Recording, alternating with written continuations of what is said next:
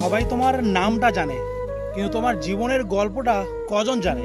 সবাই তুমি যা করছো সেটা দেখছে, কিন্তু কিভাবে যুদ্ধে এগোচ্ছ সেটা দেখছে না।